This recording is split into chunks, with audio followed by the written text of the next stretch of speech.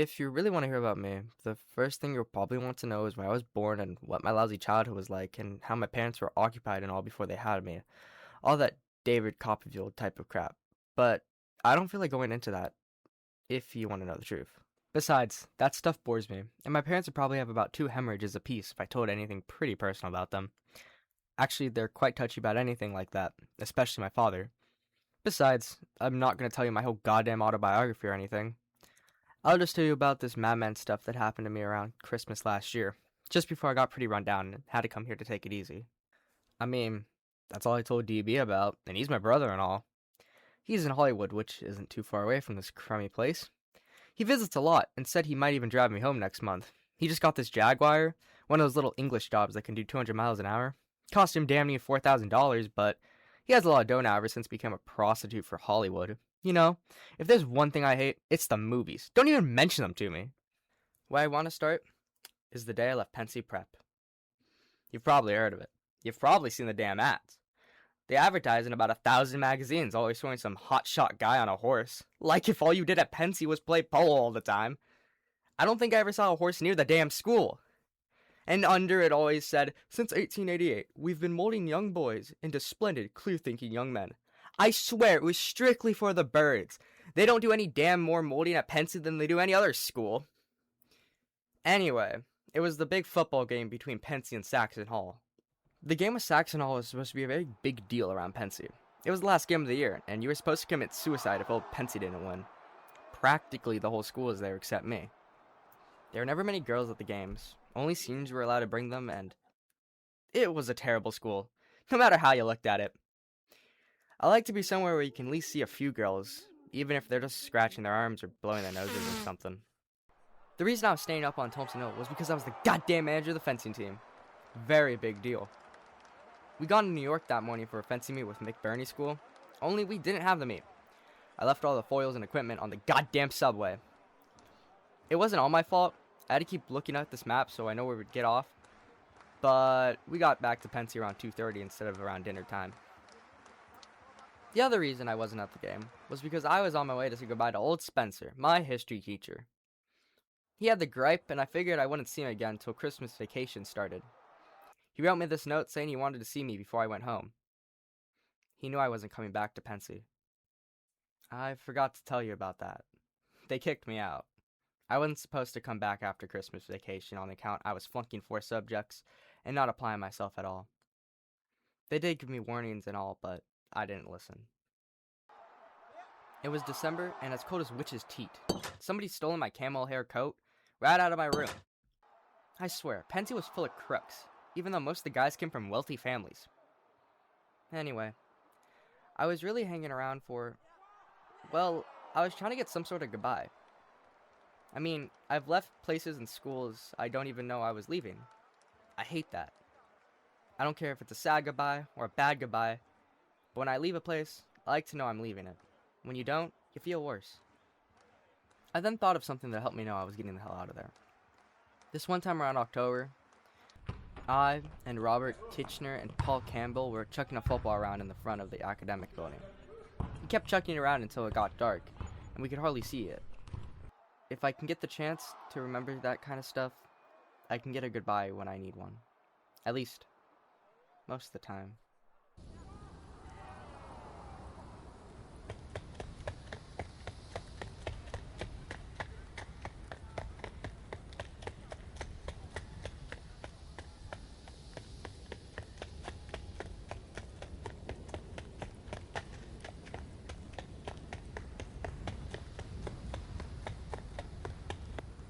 God damn.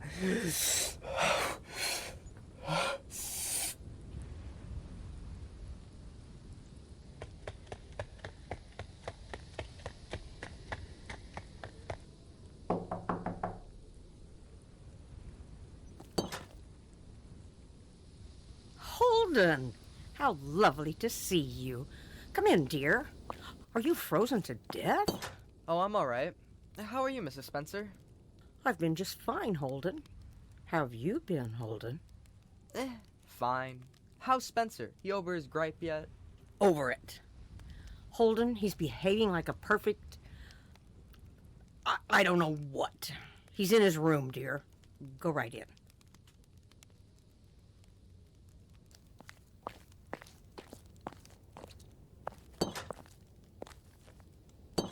Who's that?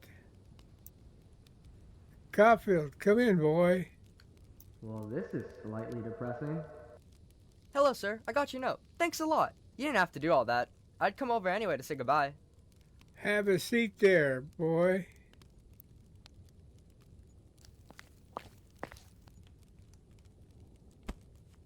How's your gripe, sir?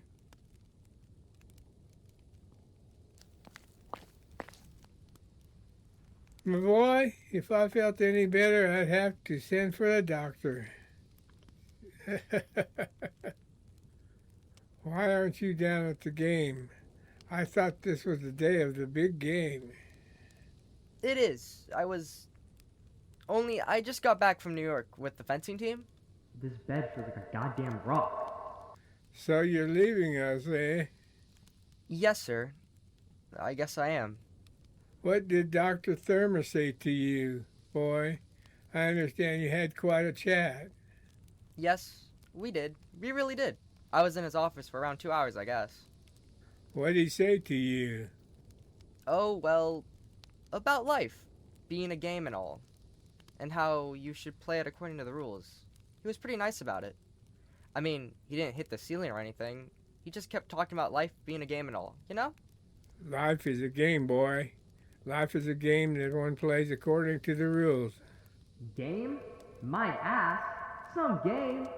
Maybe if I was a hotshot or something. Has Dr. Thurmer written to your parents yet? He said he was going to tell them Monday. Have you yourself communicated with them? No, sir, I haven't communicated with them. Because I'll probably see them Wednesday night when I get home. And how do you think they'll take the news? Well, they'll be pretty irritated about it. I shake my head quite a lot, actually. I act quite young for my age. I was 16 then, and I'm 17 now, and I act like I'm 13 sometimes. Everyone says that, especially my father. It's partially true, too, but it isn't all true. People always think something's all true, but I don't give a damn. Except that I get bored sometimes when people tell me to act my age. Sometimes I act my own age, but no one ever notices. People never notice anything. You know, I had the privilege to meet your parents. They're grand people. I hate grand. It's such a phony word. Yes, they are. They're very nice. What's the matter with you, boy? How many subjects did you carry this term? 5, sir. 5, and how many are you failing? 4. I passed English all right. I mean, I didn't have to do hardly any work except write compositions once in a while. I flunked you in history because you know absolutely nothing. He's not even listening. I know that, sir. Boy, I know it. You couldn't help it. Did you even open the textbook even once? I glanced through it a couple times. You threw it, eh? I have your exam paper right here. You had chosen to write about Egyptians for your optional essay question. Would you care to hear what you said? No, sir, not very much. The Egyptians were an ancient race of Caucasians residing in one of the northern sections of Africa. The latter, as we all know, is the largest continent in the Eastern Hemisphere. He's reading it anyways. Amazing. Your essay, should we say, ends there. However, you dropped me a little note at the bottom of the page. I know I did. Dear Spencer, that is all I know about the Egyptians. I can't seem to get very interested in them, although your lectures are very interesting. It is all right with me if you flunk me, though, as I am flunking everything else except English. Anyway, respectfully yours, Holden Caulfield. Then he looked at me, like he'd just beaten the hell out of me. I don't think I'll ever forgive him for reading that crap out loud. I wouldn't have read it out loud if he'd written it. Do you blame me for flunking you, boy? No, sir, I certainly don't. Please stop calling me boy. What would you have done in my place, boy? Well, you see, sir, I totally understand that you had to. I mean, I would have done it too if my student didn't ever open the textbook. I mean, the lake will be frozen over by the time I get How home. do you So does feel the about truck just all come of and pick this? them up? I'd be very Maybe they interested just to fly know. away. What? How do you feel about all of this? I'd be very interested to know. You mean me flunking out of Pensy and all? If I'm not mistaken, I believe you also had some difficulty at Elkton. I didn't have difficulty. I sort of just quit. Why, may I ask?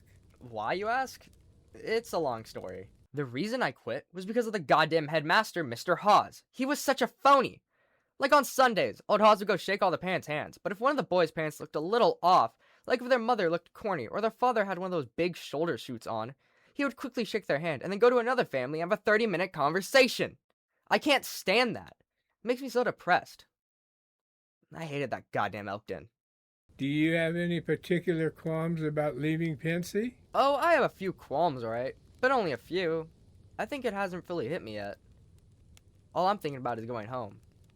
I'm such a moron. Do you have absolutely no concern for your future, boy? Oh, I do feel some concern for my future, alright. Sure I do, but not too much, I guess. Not too much. You will. You will, boy. You will when it's too late. I guess I will. I'd like to put some sense into that head of yours, boy. I'm trying to help you. I am trying to help you if I can. I know you are, sir. Thanks a lot. No kidding. I can't stay anymore. The thing is, though, I have to get going. I have quite a bit of equipment at the gym for me I have to take home. I really do.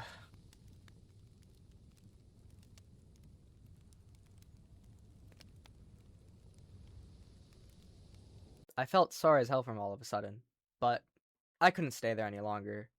We were on opposite sides of the pole, and the smell of Vicks nose drops all over the place made me depressed. Look, sir, don't worry about me. I mean, it'll be alright. I'm just going through a phase right now. Everybody goes through phases, right? I don't know, boy. I don't know. Sure they do. I mean it, sir. Please don't worry about me. Okay? Wouldn't you like a cup of hot chocolate before you go, Mrs. Spencer? I would, sir. I really would. But the thing is, I have to get going. I have to go right to the gym. Thanks, though. Thanks a lot, sir. I'll drop you a line, sir. Take care of your gripe now. Goodbye, boy.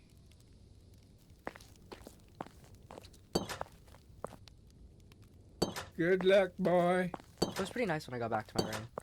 Everyone was down at the game, and the heat was on for a change. Felt sort of cozy, I guess. I put on this red hunting hat I bought in New York that morning after losing all the goddamn foils, and sat down in my chair. There were 2 chairs in every room. I had one, and my roommate Ward Stradlater had one. The book I was reading was actually given to me by mistake. I thought it was going to stink, but it didn't. It was really good. I'm quite illiterate, but I read a lot to tell you the truth. My favorite kind of book is when you wish the author was a good friend of yours, and you can call him up whenever.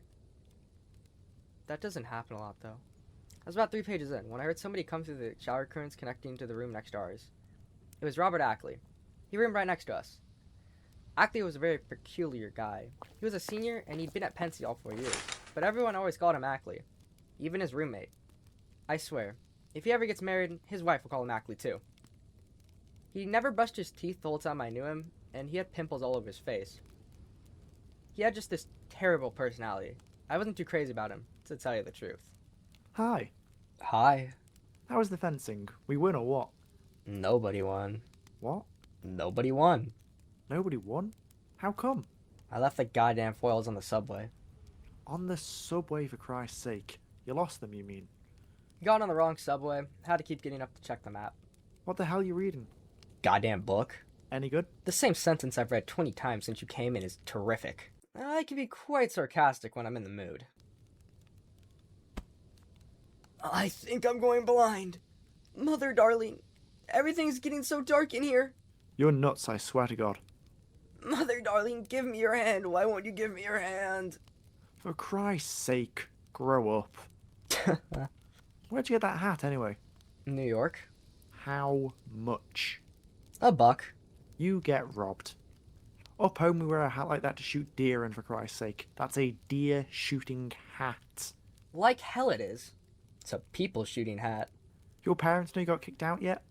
Nope. Where the hell's Stradlater at anyway? Down at the game. He has a date. Oh, the great Stradlater. Who's Stradlater's date? I don't know why. No reason. Boy, I can't stand that son of a bitch. He's one son of a bitch I really can't stand. He's crazy about you. He told me he thinks you're a goddamn prince. He's got this goddamn superior attitude all the time. I don't even think the son of a bitch is intelligent. He thinks he is... The only reason you're sore at Stradlater is because he tells you to brush your teeth once in a while. He didn't mean to insult you for crying out loud. I do brush my teeth. No, you don't. I've seen you, and you don't. And Stradlater's alright. He's not too bad. You just don't know him. I still say he's a conceited son of a bitch. Look, he's conceited, but he can be generous at sometimes. He really is. Suppose, for instance, he's wearing a tie or something that you really liked. Say he had a tie on you liked a hell of a lot. You know what he'd do? He'd leave it on your bed or something. But he'd give you the goddamn tie. Most guys would probably just... Hell, if I had this dough, I would too. No, you wouldn't. No, you wouldn't, Ackley kid. Stop calling me Ackley, kid. God damn it. I'm old enough to be your lousy father. No, you're not. In the first place, I wouldn't let you in my goddamn family. Just cut calling.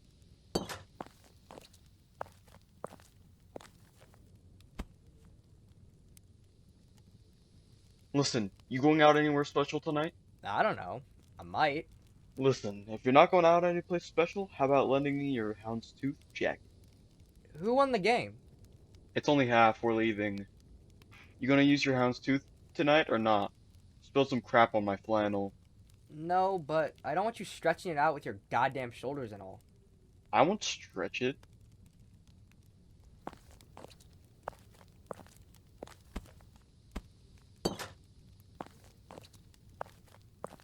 How's the boy, Ackley? I'll get going. See you later. Okay. I think maybe I'll take a quick shave. Where's your date? She's waiting in the annex.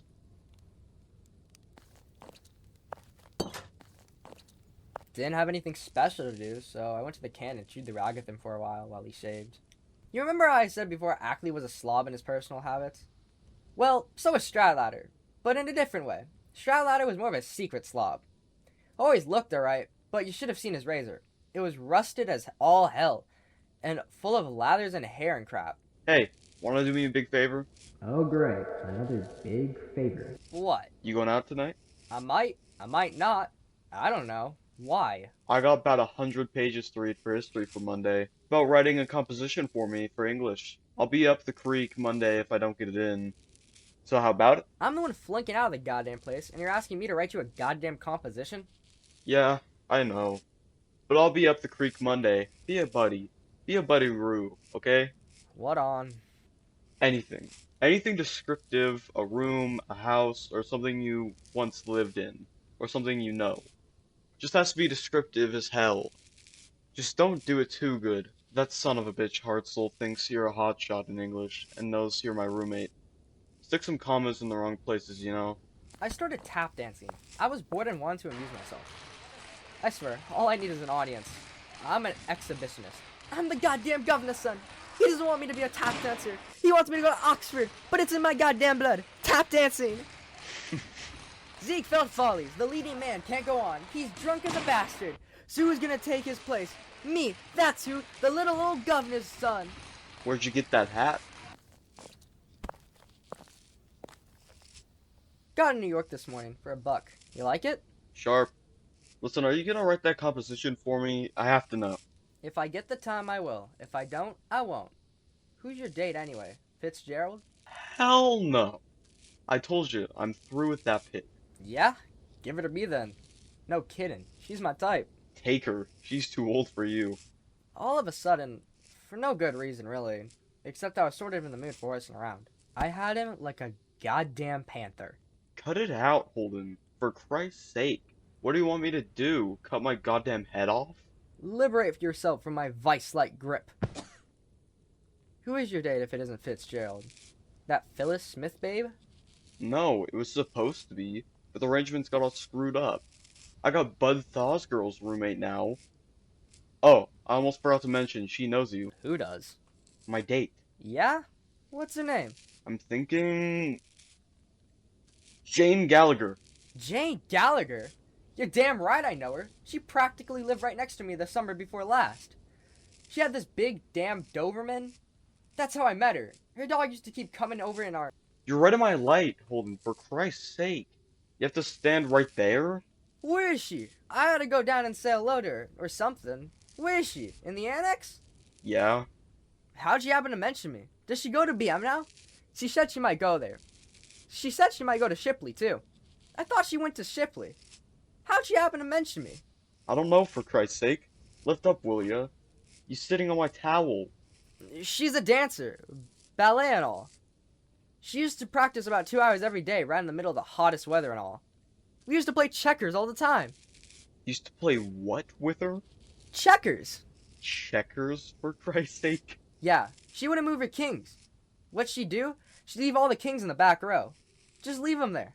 She just liked the way they looked. I ought to go down there and at least say hello to her.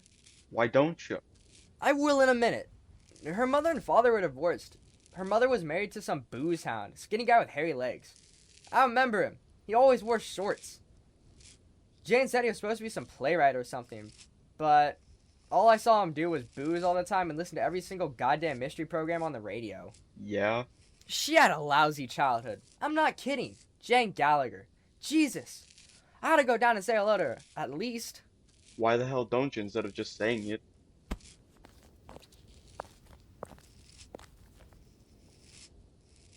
I'm not in the mood right now. I wasn't either. You have to be in the mood for those things. Did she enjoy the game? Yeah, I guess so. I don't know. Did she tell you we used to play checkers all the time or anything? I don't know, for Christ's sake. I only just met her. Listen, give her my regards, will you? Okay, Hey, don't tell her I got kicked out, will ya? okay. Where you going on your date with her anyway? You know yet? I don't know. New York if we have time. She only signed out for 9:30 for Christ's sake. This bastard. Do that composition for me. Don't knock yourself out or anything, but just make it descriptive as hell. Ask her if she still keeps all her kings in the back row. Okay.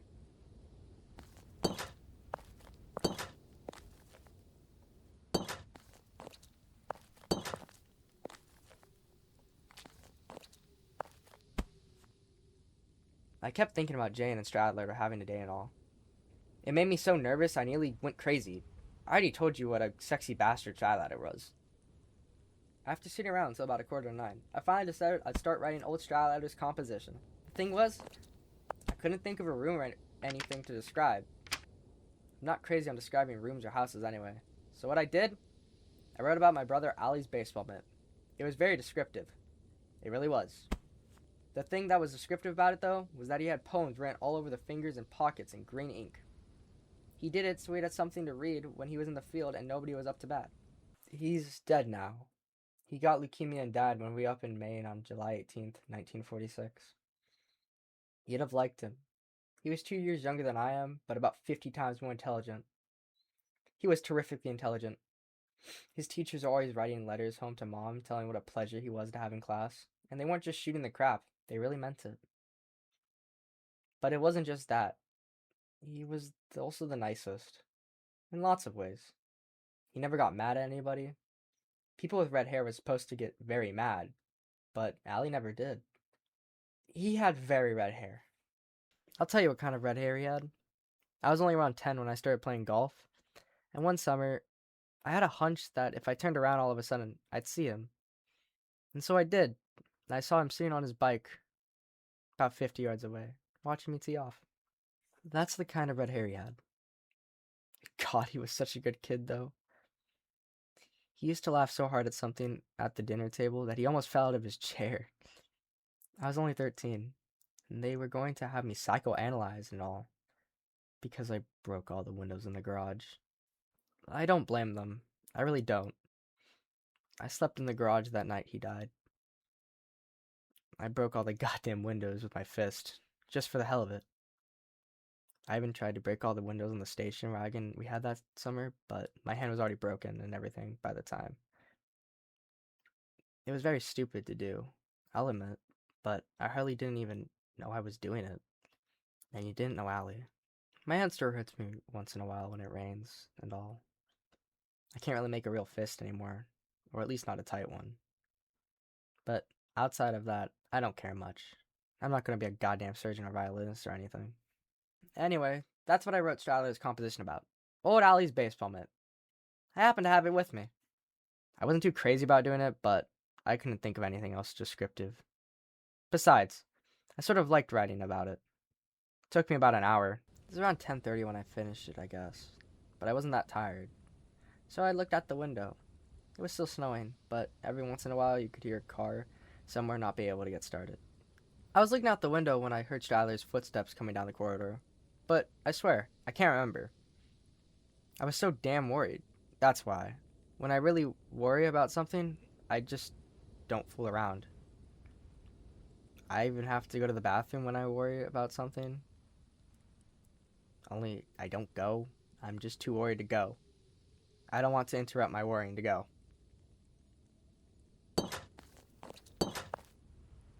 Where the hell is everybody? It's like a goddamn morgue around here. If he is that stupid to realize it's a Saturday night and most people probably aren't here or asleep, he doesn't deserve my breath.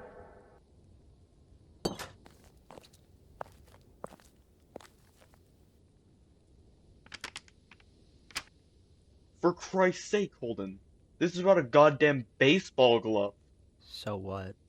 What do you mean, so what? I told ya. It had to be about a goddamn room or something. You said it had to be descriptive. What the hell is the difference if it's about a baseball glove? God damn it. You always do everything backwards ass. No wonder you're flunking the hell out here. You don't do one damn thing the way you're supposed to. I mean, not one damn thing. Alright, give it back to me then. What the hell did you do that for? Listen, if you're gonna smoke in the room, how about going down to the can to do it? I still have to stay here till graduation. Did you give her my regards? Yeah? The hell he did. What'd she say? Did you ask her if she still puts her kings in the back row? No, I didn't ask her. What the hell you think we did all night? Play checkers, for Christ's sake? Well, if you didn't go to New York with her, where'd you go with her? Cut it out. Where'd you go with her if you didn't go to New York? We sat in the goddamn car. Cut it out. Whose car? Ed Banky's. Ed Banky was the basketball coach at Pensy. Old Stradlater was one of his pets. He was the center on the team. Ed Banky would always let him borrow his car when he wanted. It wasn't allowed for students to borrow faculty's cars, but all the athletic bastards stuck together. What did you do? Give her the time in Ed Banky's car? What a thing to say. Want me to wash your mouth out with soap? Did you? That's a professional secret, buddy.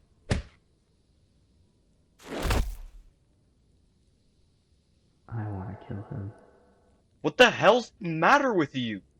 Get your lousy knees off my chest. Get off of me, you crummy bastard. Get off of me, you son of a bitch. You would give the time to anyone if you wanted. You don't give a damn whether they put all their kings in the back row. You're a goddamn moron. Shut up now, Holden. Just shut up now. You don't even know if her first name is Jane or Jean, you goddamn moron. Now shut up, Holden. God damn it. I'm warning you, if you don't shut up, I'm gonna slam you one. Get your dirty, stinking moron knees off my chest. If I let you up, will you keep your mouth shut? Holden, if I let you up, will you keep your mouth shut? Yes. You're a dirty, stupid son of a bitch of a moron, you know that? Holden, god damn it, I'm warning you now. For the last time, if you don't keep your yap shut, I'm gonna— Why would I? That's the trouble with all you morons. You never want to discuss anything. That's the way you can tell a moron. They never want to discuss anything intelligent. He really let one out on me. Next thing I knew, I was on the goddamn floor again. I don't remember if he knocked me out or not, but I don't think so. It's pretty hard to knock a guy out, except if they're in the goddamn movies. Why the hell don't you shut up when I tell you to? You asked for it, god damn it. You're a goddamn moron. A goddamn moron, I tell you. Listen, go wash your facey here. Go wash your face, moron.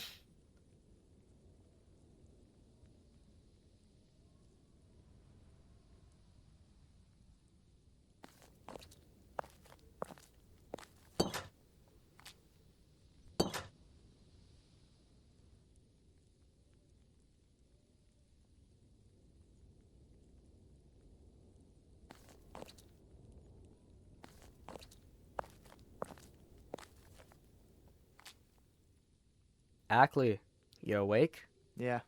What the hell you doing anyway? What do you mean, what the hell am I doing? I was trying to sleep before you guys started making all that noise. What the hell was the fight about anyhow? Where's the light? What do you want the light for? It's right next to your hand. Jesus, what the hell happened to you? I had a little goddamn tiff with Stradlater. You're still bleeding, for Christ's sake. You better put something on it. Listen, do you feel like playing a little bit of canasta? Canasta, for Christ's sake. Do you know what time it is by any chance? It isn't that late. It's only around 11:30. Only around? Listen, I gotta go up and go to mass in the morning, for Christ's sake. You guys start hollowing and fighting in the middle of the goddamn... What the hell was the fight about anyhow? It's a long story. I don't want to bore you, Ackley. I'm thinking of your welfare. Hey, is it okay if I sleep in Eli's bed tonight? He won't be back till tomorrow night, will he? I don't know when the hell he's coming back. What the hell you mean you don't know when he's coming back? He never comes back till Sunday night, does he? No, but for Christ's sake, I can't just tell somebody they can sleep in his goddamn bed if they want to. You're a goddamn prince. You're a gentleman and a scholar, kid. Do you happen to have any cigarettes by any chance? Say no, or I'll drop dead. No, I don't. As a matter of fact, listen, what the hell was the fight about? About you. About me? Yeah. I was defending your honor. Stradlater said you had a lousy personality, and I couldn't let him get away with it. He did? No kidding, he did? No, I'm joking.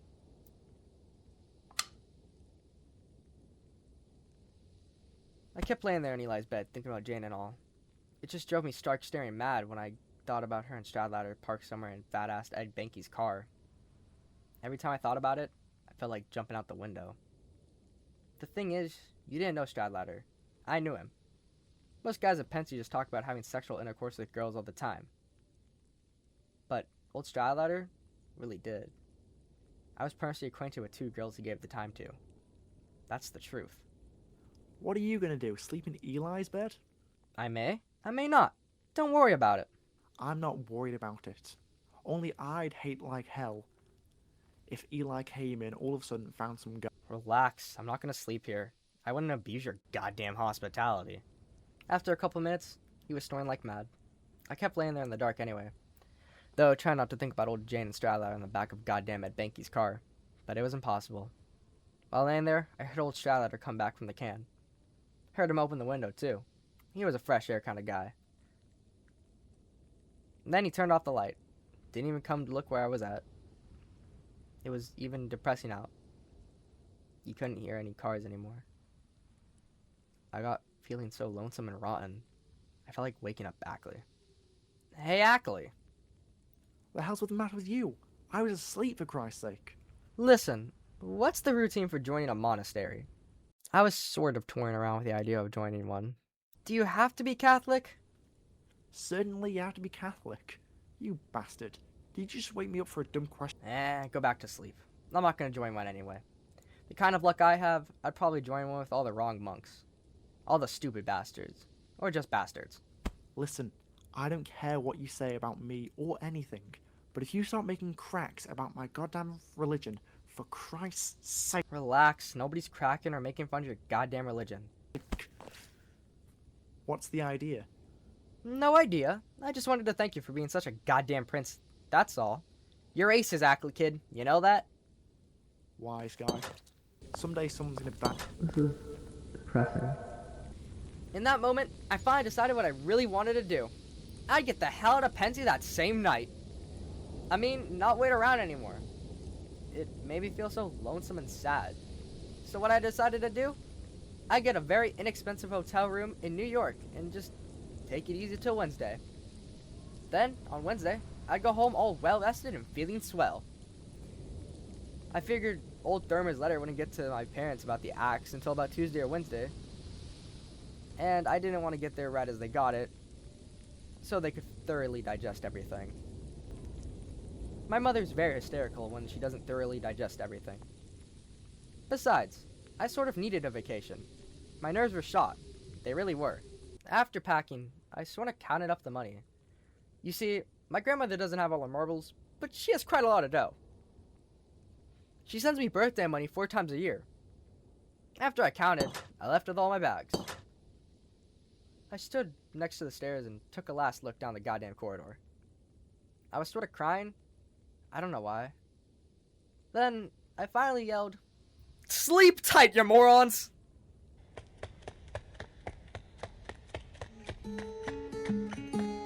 And even when you lost your hair to shame and so much gone, I stood beside you then and there until the cut was done.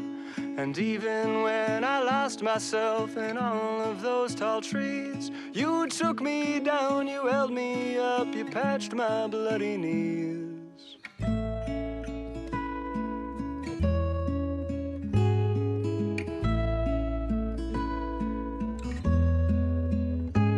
And then when we were older, there were miles between. I conjured you an apparition to show you what we'd seen. The sun, the earth, the wind, the rain, and holding out for change. And all the snow you couldn't let go, you danced atop a train. I'll go wherever you go. I'll go wherever you go. I'll go wherever you go. I'll go wherever you go. I'll go.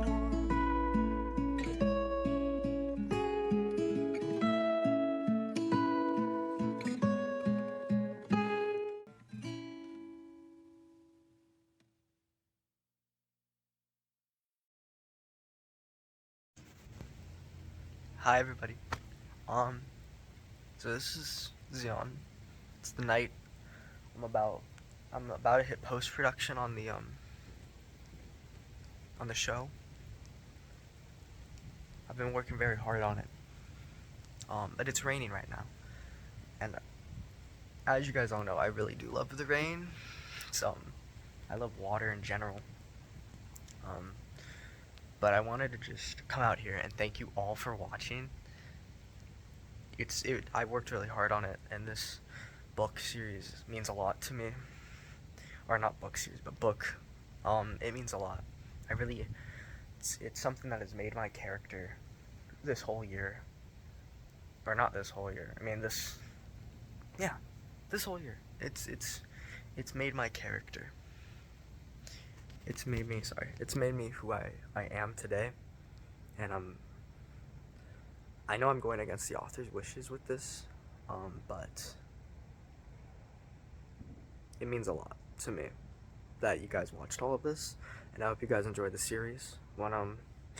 Episode 2 is in pre-production at the moment, and I intend for it to hit production by next week. But there's no release date yet. But a trailer will be announced when I do have a release date though. So, but yeah, it really does mean a lot, and this book means a lot to me, and it means a lot you guys watched it all. This year has been rough on me. I've lost a lot of friends that I lost a lot of people that I thought were my friends. I've lost a lot of relationships that I thought would last a while. Lost a lot. But this year has showed me that YouTube isn't everything, you know? Like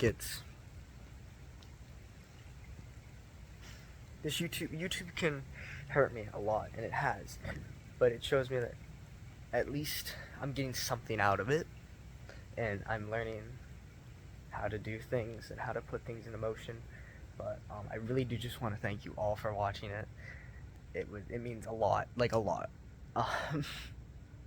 But yeah, that's it for my sappiness. I hope everyone has a Merry Christmas, or whenever you're watching this, I hope you're having a great day. And I'll see you guys, hopefully in the next one. If I don't, man, I guess have a good life. Peace, everybody. Love ya.